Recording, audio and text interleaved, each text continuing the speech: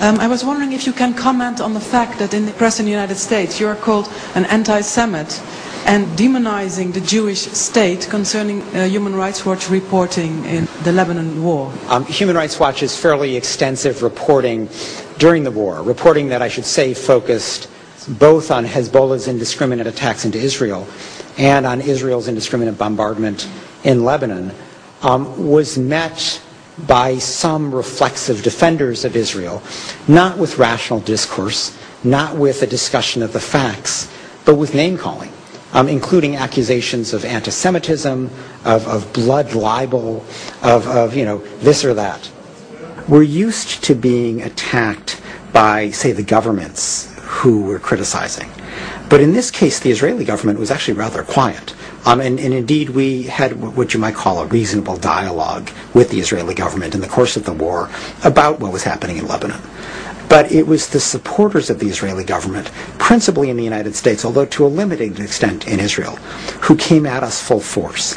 And that was unusual, because we rarely encounter that kind of coordinated attack by ostensibly private individuals, people who had no official position with the Israeli government, but who had assumed for themselves the position of reflexively defending Israel, regardless of its conduct. It's going to be a big political fight. We'll be working in it. Thank you so much, and good luck to you, sir. Thank you. Does it matter that you are Jewish? I think in the course of the debate over the Lebanon war, it was significant because it was harder for the reflexive defenders of Israel to simply dismiss me as being anti-Semitic. It just didn't have any credibility. My father fled the Nazi Holocaust. My mother's parents fled pogroms in Poland and Belarus. I'm just not a candidate for anti-Semitism. And while there is the old kind of tired line of self-hating Jew, it doesn't describe me either, and nobody even really bothers with that kind of criticism anymore. Why? Why? Why not just let ineffective people like me do our little talking? Here we have to come back to something else. It wasn't always like this. It began in the 70s.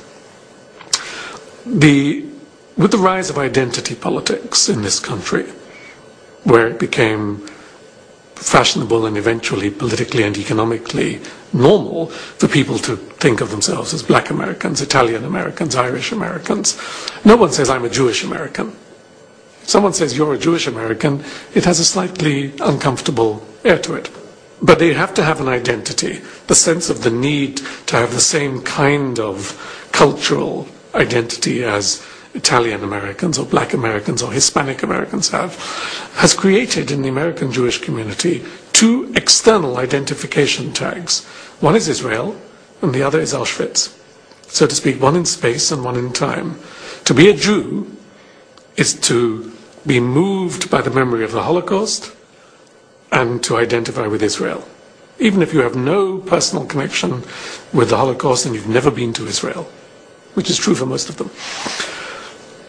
The result is that they are extraordinarily sensitive, politically and personally. It's not an invented political thing. People feel this. To any suggestion that there is criticism of Israel or forgetting of the Holocaust, because it touches the core identity of American Jews.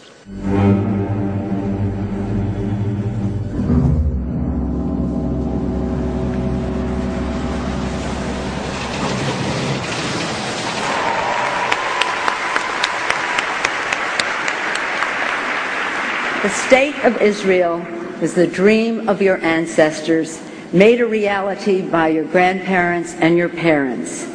Every year, AIPAC has a conference where they bring in their supporters from around the country. They meet in Washington, a very powerful group that attempts to affect legislation and other aspects of U.S. policy on the Mideast. And it's sort of a gala affair. There's a Hollywood element where they produce these videos that show, they get people all mobilized and roused, sort of a pep rally atmosphere, and they get an extraordinary number of high officials to come.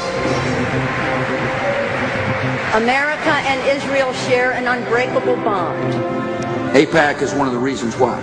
All of us share a fundamental belief that the freedom and security of Israel are a vital interest of the United States of America.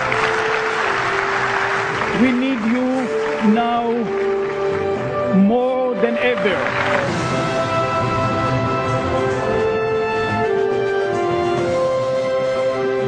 It's become like it's a ritual where the officials have to go to sort of show that they are on AIPAC's side.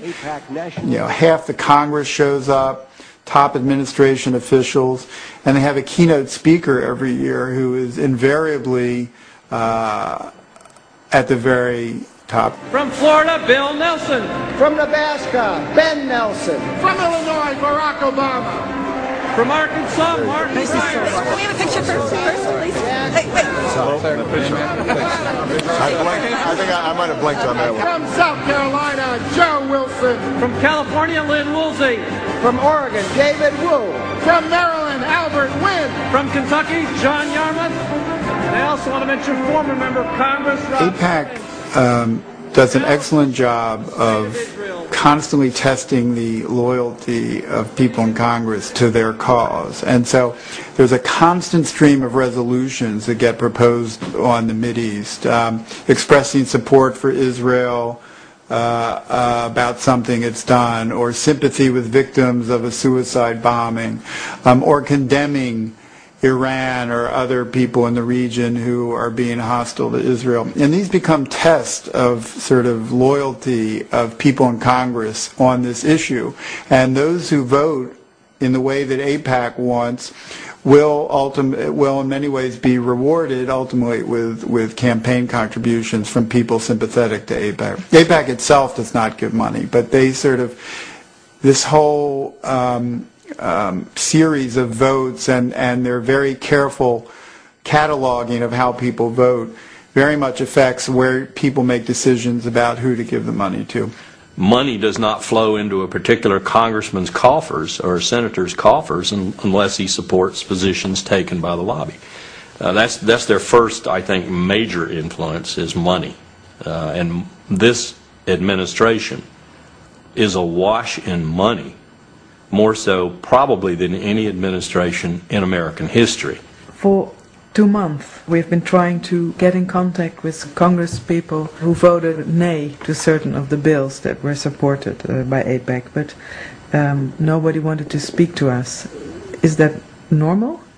Yeah, this is an issue where a congressperson will see no gain to be made by speaking on it. Just even voting against AIPAC's recommended positions is perilous for them, because it can lead to a reduction in campaign funds. It can create all kinds of problems in their home district. But they voted nay. I mean, they did, but they don't want to go even more public about it. A film clip in particular, can you imagine a campaign opponent using that? It could become the basis of a negative campaign ad. And look, this person is against Israel's interest. So whenever I have spoken to people on Capitol Hill about this, it's almost always on a not for attribution basis.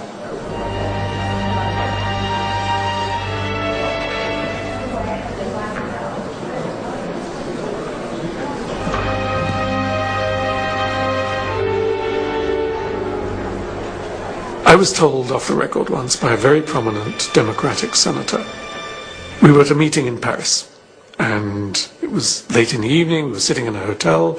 He was talking about the Middle East, and he was saying things about Israel which were very similar to the criticisms that I would make. And so I said to him, "But you never say these things in the Senate. Why not? Is it because you're worried about the Jewish vote?" He said, "Forget it. It's nothing to do with the Jewish vote. I come from a state, I can't tell you where because otherwise, where there are very few Jews, and they're all going to vote for me anyway, so it doesn't matter. So it's not the Jewish vote, that's not the issue. It's not money, I don't get money from the Israel lobby, that's not the issue." But he said, suppose that I walk onto the Senate floor and say in a moving speech why we need to take our distance from Israel, and understand better what has happened to the Palestinians. Maybe I would win 5, 10 senators over to a general motion criticizing Israel, maximum. He said, but that's all I could get. And he said, in return, I would be finished in the Senate, because no one would ever vote again for my needs. If I wanted to move something for my state, or an education bill, or a financial bill, or a tax bill, or anything to do with domestic policy, nothing to do with Israel,